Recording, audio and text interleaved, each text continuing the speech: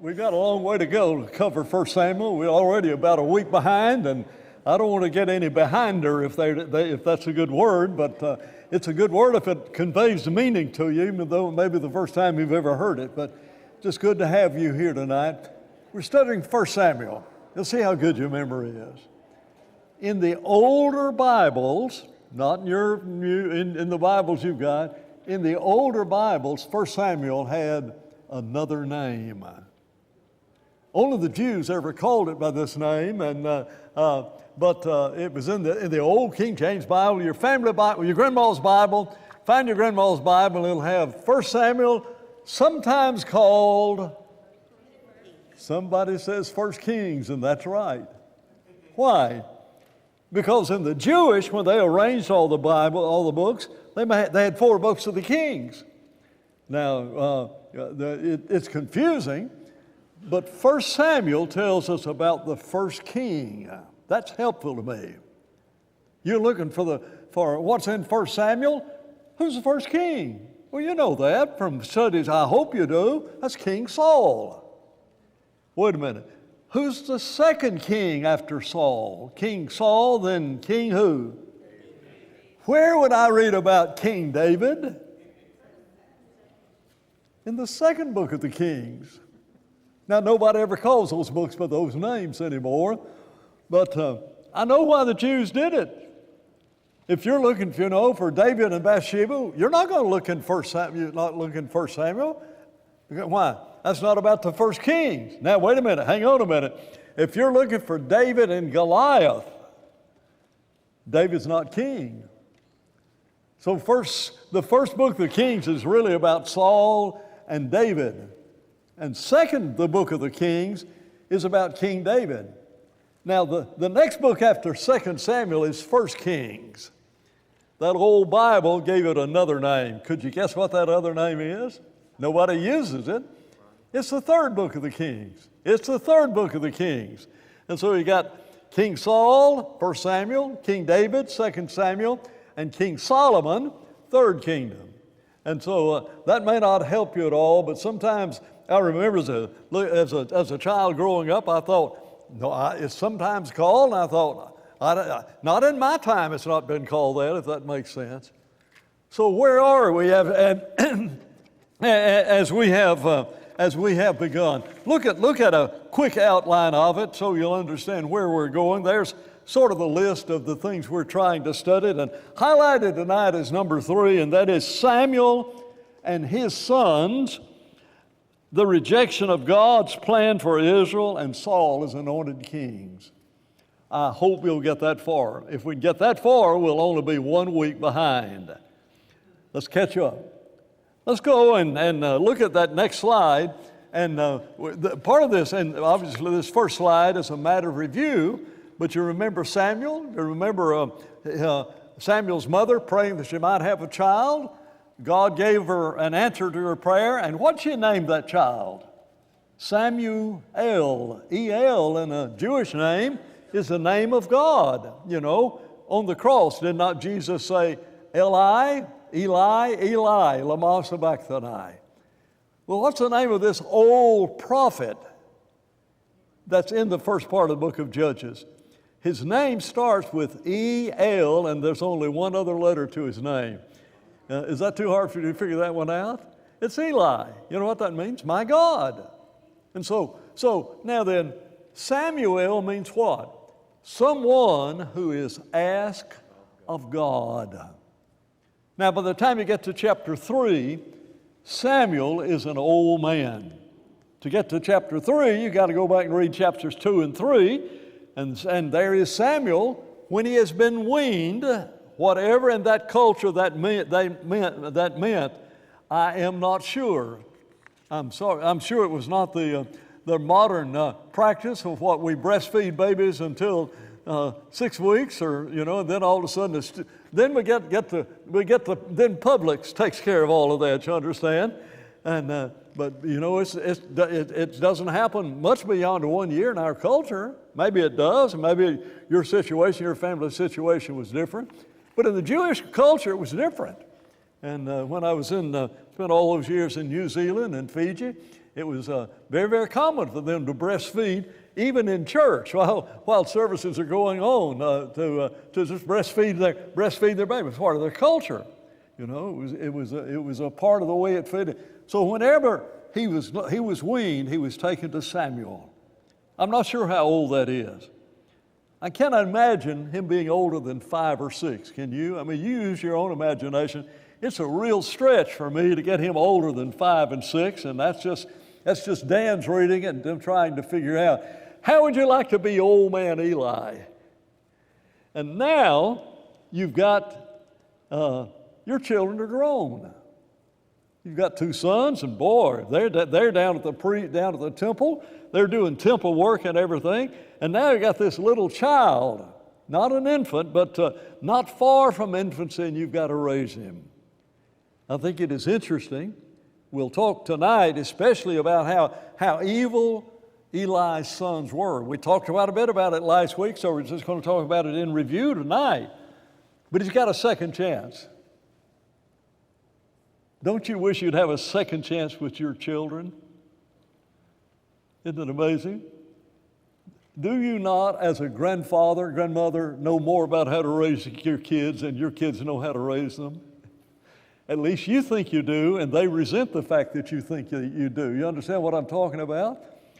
Eli really does a better job as a grandfather. Now, I know I know that Samuel is not a grandson, but he does a lot better job. And the evidence of it is in that chapter, in chapter 3, wherever God calls Samuel by name. And Samuel runs in, just the name Eli is mentioned, and so he runs in to, or the name Samuel is mentioned, he runs in and says, Eli, here am I. Isn't that great? And he said, I didn't call you, so go back to bed. How many times does that happen? Well, it happens 3 times that Samuel hears his name called, runs to Eli, and it's on the 4th time that when God says, Samuel, Samuel, Eli's taught him what to say. Here's your grandfather talking. I want you to hear this. Here's something he didn't really teach his sons. Speak, Lord, thy servant heareth. What's that mean? Well, it's beautiful, poetic, in a practical way. Tell me, God, I want to hear what you're saying. Isn't that a great attitude for little kids to have been taught and to be and to understand? And I suspect that Eli, looking back at the way he dealt with his older sons, might have wished he'd put this idea in the heart of his older sons. But he's an old man. And so as you look in chapter 3, God calls Samuel 3 times. When Eli understood what was happening, he gave Samuel what to say, and the revelation God gave to him was what was going to happen. And that is, your sons are going to die. They are evil, they are vile, and then Eli himself is rebuked. Though Eli had talked to his sons about what they were doing, God rebuked Eli for not doing more than just talking to his sons. Sometimes that's tough, you know, and every circumstance is different. Well, I've talked to my kids. Well, is there something more that you can do in relationship to that? And so not always is that the case, but God rebuked him because he didn't do more. And he could have removed his sons from being high priests or from being priests anyway. But that's not what happened. Let's get to chapter 4. We're trying to get through chapter 8 tonight, and I don't think we'll get through chapter 8 tonight. You know, we may if something weird were to happen and all of our clocks were to stop for about 15 minutes and then we could resume them. I think for sure we would get through this chapter. But what's chapter 4 all about? Well, when you get to the end of chapter 3, look at the latter part of chapter 3 that said, and all Israel from Dan to Beersheba knew that Samuel had been established as a prophet. That's an amazing thing when you say from Dan to Beersheba, Americanism from coast to coast, from New York to Miami. You understand? Dan to Beersheba, most northern point, Beersheba, the most southern. Everybody knew that they had a prophet among them. Now, he's a young prophet because, they had he was recognized because he was recognized as a prophet. And then something happens, chapter 4. Look at your Bible. The Philistines came to battle against the Jews. Who are the Philistines?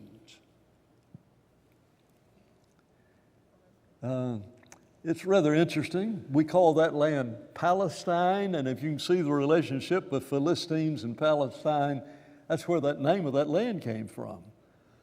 They were people in that land that Joshua and those with him had not driven out.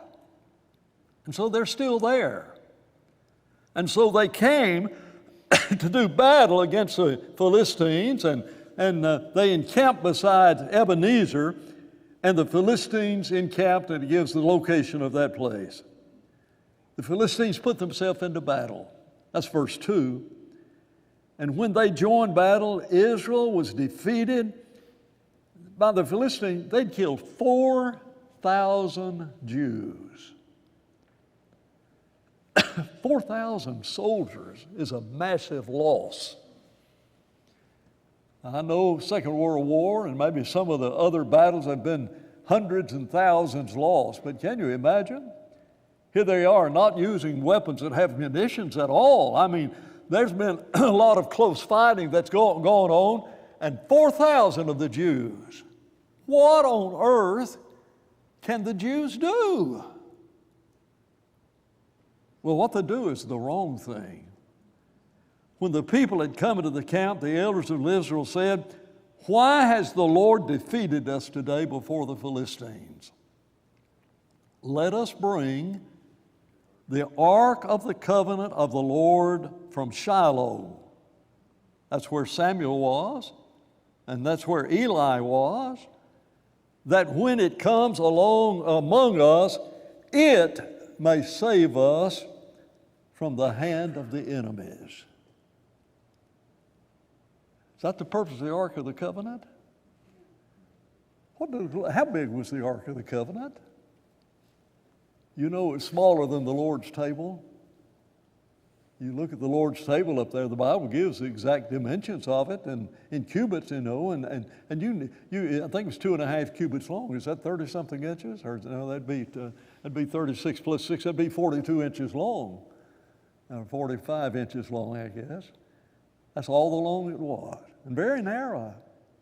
What's inside the Ark of the Covenant? You hear the of the covenant? What's in the Ark of the Covenant? 10 Commandments. Now, the Bible also says they had two other things inside that Ark of the Covenant. They had a pot of manna. It's rather remarkable that if they kept the manna when they're in the wilderness, you know, it got worms right after that. But inside this ark, because when they were in the wilderness, they got some manna and they put it in a container inside that. And inside this ark was a staff, a rod, that was Aaron's rod, which was God's way of showing that of all of the tribes and families, it was Aaron and his descendants that were to be the high priest. And so his rod laid out before God is the one that blossomed. And so they kept that rod that budded. You know anybody ever had a rabbit's foot? You know? If you find a penny on the ground, this may depend on what country you come from, what county you come from, what city you come from. Is it good or bad to find a penny? Good. Huh? Good? Has it got to be heads up? No, just find a penny Well, in Alabama now, where I grew up, it made a difference whether it's heads up or tails up, okay? Isn't that funny? Good luck charm. I found a penny. Isn't that amazing? A black cat going in front of you. Is that good or bad? Hopefully you're not from New Zealand. You gave the wrong answer. You gave the wrong answer. It's good luck to have a black cat go in front of you in New Zealand. I lived there for nearly 10 years. Those folks really need the gospel. They don't understand the truth about black cats, you understand? I mean, it's just funny. Now then, let's bring our good luck charm. Now, it was better than just a rabbit's foot. It's that which symbolized the presence of God. And this, in a sense, is a reliance on God. But in reality, it's the reliance on a golden box. That's all it was. And so they said, you know, let's bring this thing in, because it will be the presence of God among us. So the people are sent to Shiloh that they might bring the Ark of the Covenant, who dwelt there. And the two sons of Eli, watch this, Hophni and Phinehas, they're going to be mentioned a little bit later in this chapter, were there with the Ark of the Covenant. So Eli sees his sons, he sees the Ark of the Covenant with his sons carrying the Ark of the Covenant away. I think it might have been good if Eli had said to his sons, keep that in the most holy place. You're not allowed to go in that most holy place, but once a year, some way, somehow, they go in there, they bring out the Ark of the Covenant, and when they bring it out, Eli sees them take it.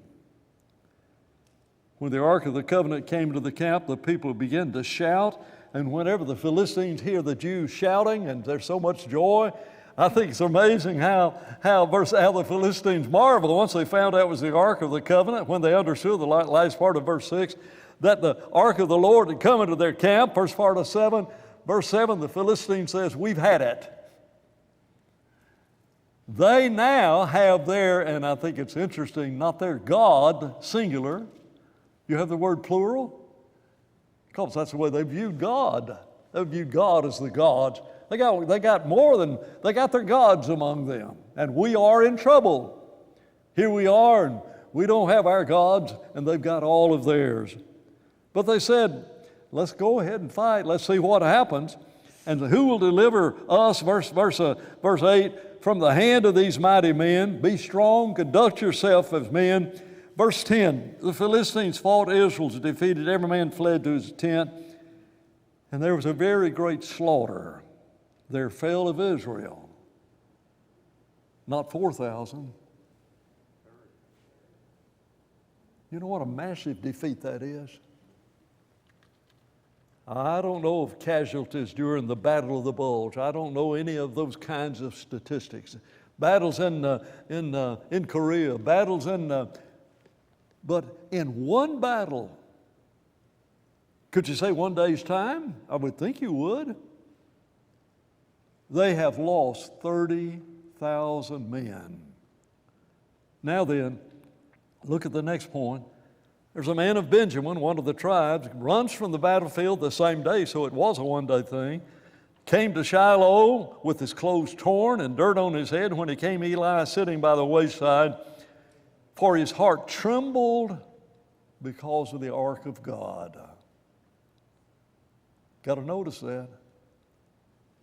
Word about his sons. And when the men came to the city, told, the city cried out. And when Eli, who was sitting evidently by the way, heard the noise of the outcry, what does that sound mean? Eli was 98 years old. His eyes were so dim that he could not see. Then the man said to Eli, I am he who came from the battle, and I fled today from the battle. What happened, my son? The messenger's answer said, Israel's fled, been a great slaughter, and Eli, your sons are dead. How's that going to impact you? what could possibly be worse than to hear your both sons had been slaughtered? Then it happened when he made mention of the ark of God that Eli fell over his seat backwards by the side of the gate. His neck was broken and he died. There's something worse than losing sons, and that is losing the presence of God. What have you lost? How important is it? What is the significance that this Ark of the Covenant is no longer there? You know, the Ark of the Covenant was the one place where on the Day of Atonement, one of the Jewish annual feast days, God remembered the sins of Israel. And on that day, atonement was made. The high priest took the blood of bulls and goats and went back into that most holy room, and there's the Ark of the Covenant covered by the mercy seat, and he sprinkled the blood there, and that blood appeased the wrath of God. Not forever. For the next year, their sins were remembered, and sacrifices had to be made the next year, because God is angry. He remembers their sin, and God is angry with the wicked every day, and the Day of Atonement comes and there's no appeasement sacrifice. You're subject potentially to the very wrath of God on this very day. No longer can that happen.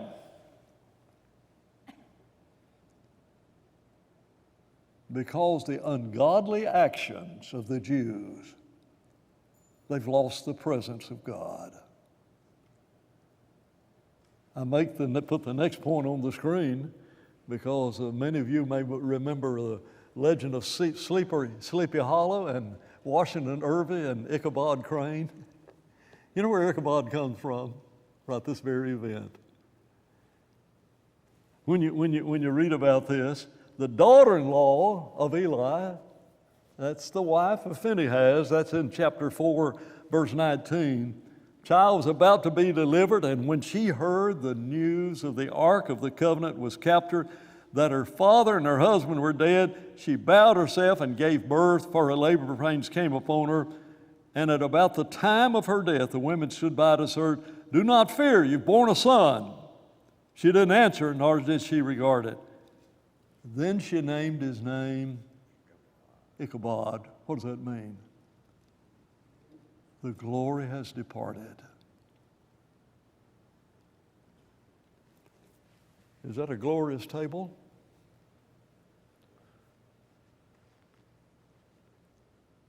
Is the Lord present at his table?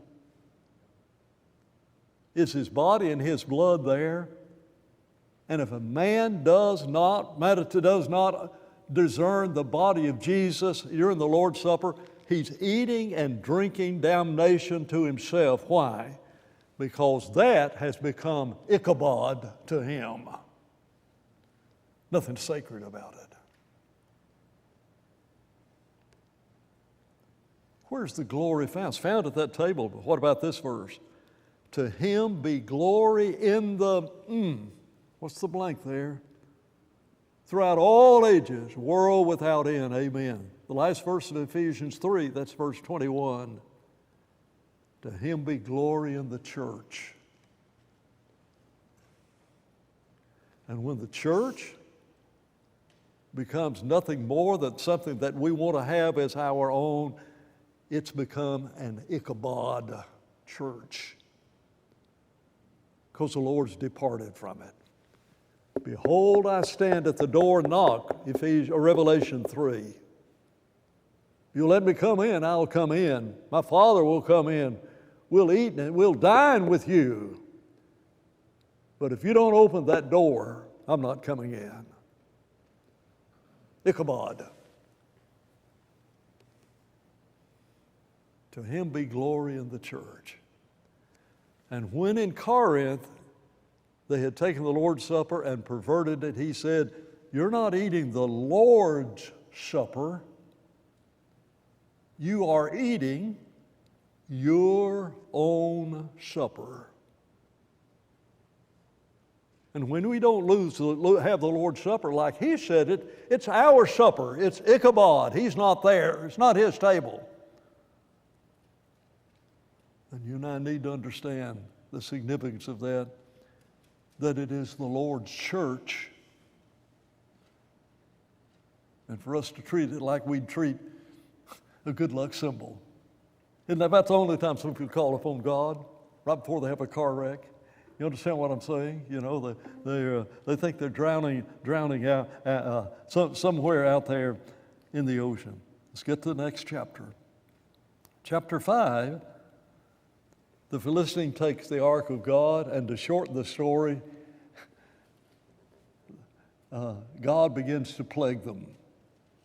He begins killing all the Philistines where the Ark of the Covenant is. In fact, the Philistines said there's another city over here, not the city where we are, but it's a Philistine city. Let's just move this Ark of the Covenant over there. You guys take it. We don't want it. Why? Because we're all dying, and the ones that are not dying have got tumors. The Lord sent a plague among us. We don't know what to do. And so finally, the hand of the Lord was heavy on the people, that's in verse 6, was heavy on the people of Ashdod, and He ravaged them with tumors, both Ashdod and the land around Ashdod. And when the men of Ashdod saw it how it was, they said, it must not remain with us. Therefore they gathered and said to themselves, all of the lords of the Philistines, what shall we do? Let's get this ark back to the Jews. We don't want it. It might be their God, but it's not our God. And so they make some gold figures. I think it is real interesting. They make some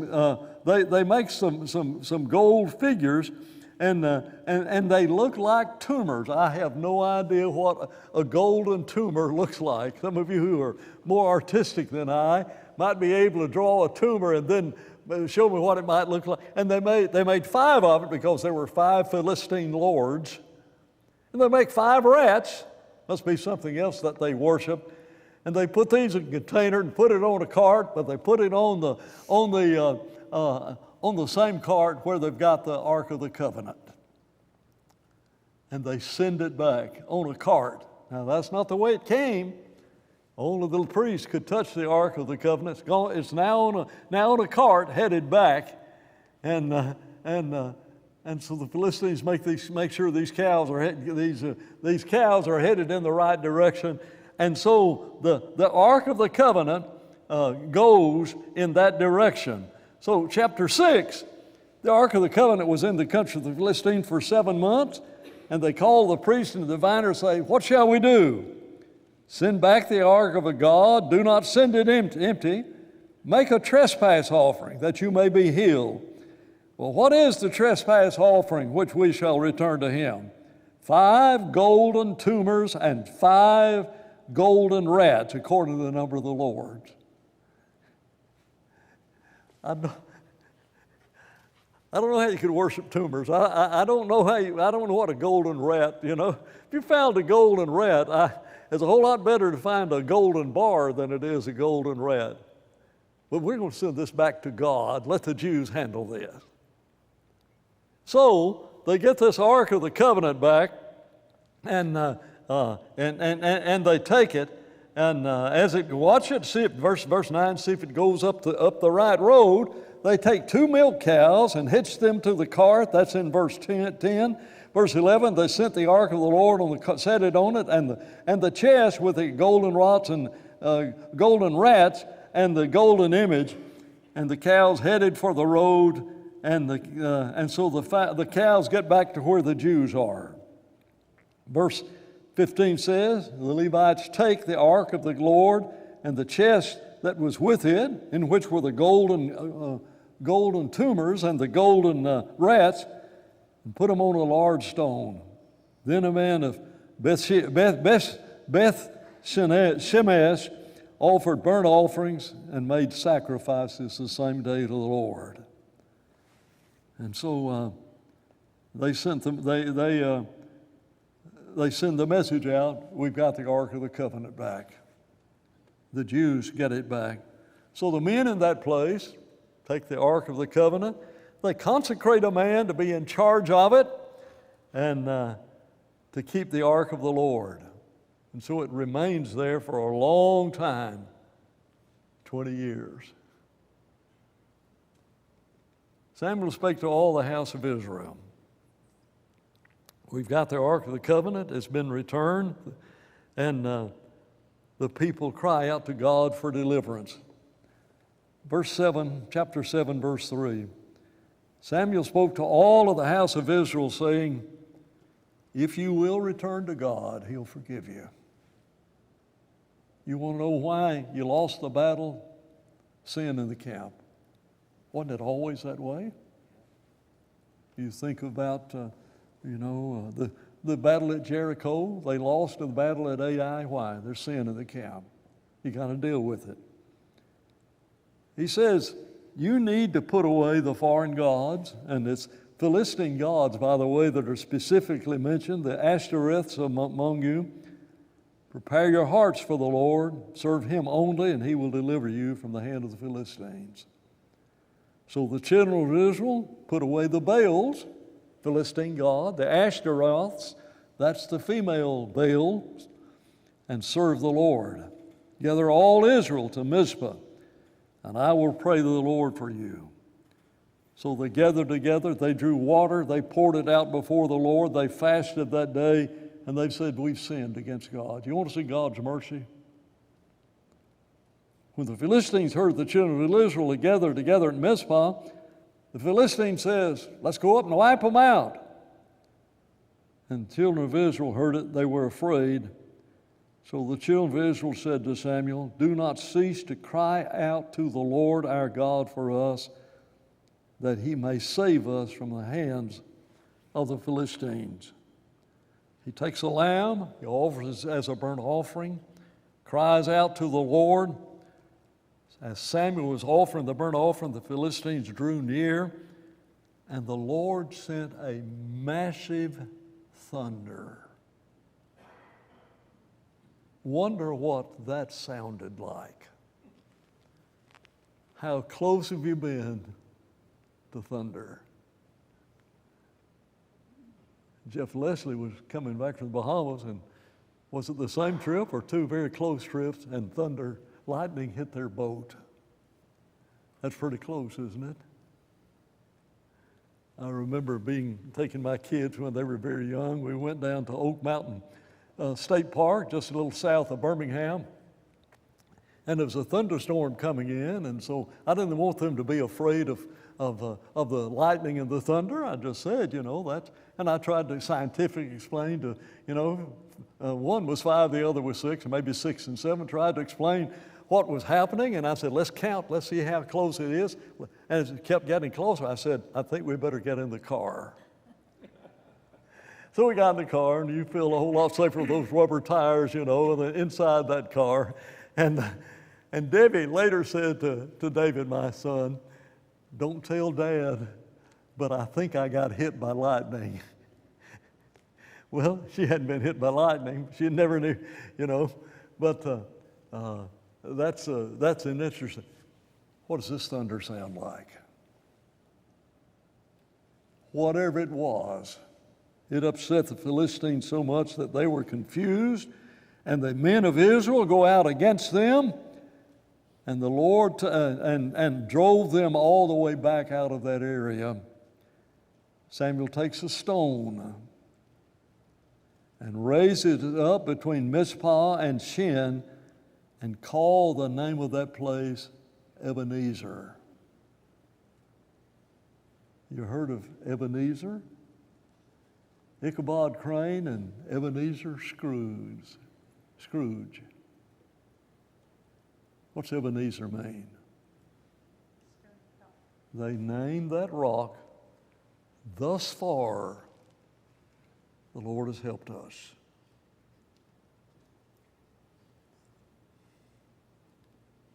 Dave, you remember several years ago we talked about this on Mission Sunday. That's where we give that contribution one Sunday a year. And we talked about how the Lord has blessed us. On one of those Sundays, we talk about what the Lord has done. And there's a song in our book. Here I raise my Ebenezer. Hither by thy help I've come. The Lord's been with us this far. And that's exactly what young Samuel, who's not so young now, but young Samuel says to the people. You've seen the Lord delivered us, and He's been with us, and He's brought us this far. Can I get you to take a moment and raise an Ebenezer in your life? Can you look back in your life and see some of those times you thought, it's over? And yet it wasn't. The Lord's been with you. And there are times in your life, if you think about the providence of God, the only reason you may be sitting here right now is because the Lord has been with you thus far. To this point, thus far, the Lord has helped us. And so when trials come, and when the next army of the Philistines surrounds you, will you look at that rock that Samuel put there as a monument that says, the name of this place is God has helped me this far, with the implication He'll help us farther. You trust in God for all you have seen of Him in your past. And you can. And what He's done in the past allows you in the present, looking at your Ebenezer, to look to the future in a way totally different. Some of the way you look in the past. Short chapter 7 is, Samuel judged Israel all the days of his life. From year to year, he went from Bethel to Gilgal to Mizpah and judged the Israel in those places. But he always returned to Ramah, for his home was there. And there he judged Israel, and he builds an altar there. They repented, and they raised their Ebenezer. Chapter 8. Time's going to stop us right in the middle of this point, but we've almost made it to chapter 8. Samuel is old. He made his sons judges over Israel. That's not the way you have judges. God raised up judges in the book of Judges. Samuel raises up his sons. His sons did not walk in his way. They turned aside after dishonest gain. They took bribes. They perverted justice. And the Lord, elders of Israel came together and came to Samuel and said, you are old and your sons are evil. Make us a king. And the whole nature of Israel is about to change. They already had a king, and his name is Jehovah. They were a kingdom, book of Exodus chapter 19, verse 6, I will make you a kingdom of priests. Your translation may say kings and priests. And when they arrived in the promised land, they were the kingdom of God. And God was their king.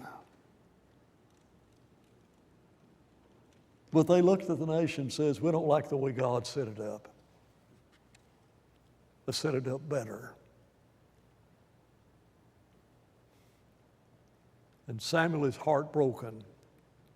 And he goes to God and he said, they've rejected this. And the Lord said, they have not rejected you. They have rejected me as king. And the whole destiny of this nation is about to be changed. And next Wednesday night, we'll begin by looking at what Samuel says. All right, you want a king? He's going to give you one. Here is what a king will do. And they reject Jehovah God as their king, and they look at the nation, said, we need to change the way the Lord has set up the kingdom. And obviously the application. His glory is in the church. And when we change the glory of the church to be like churches that are around us, there's some consequences of it. So next week, we'll talk about what Samuel says your life's going to be like under a king. And they rejected God. The Lord gave them a king, and the Lord says in one of the minor prophets, I gave them a king in my anger. Did you ever do that to your kids? Not literally, but there's a time in your life when you said, go ahead and touch the hot stove. Go ahead and pull down that drink, They learn the word hot. Don't eat that, it's hot. Don't drink that, it's hot. They don't even know that word, but they immediately learn what hot means.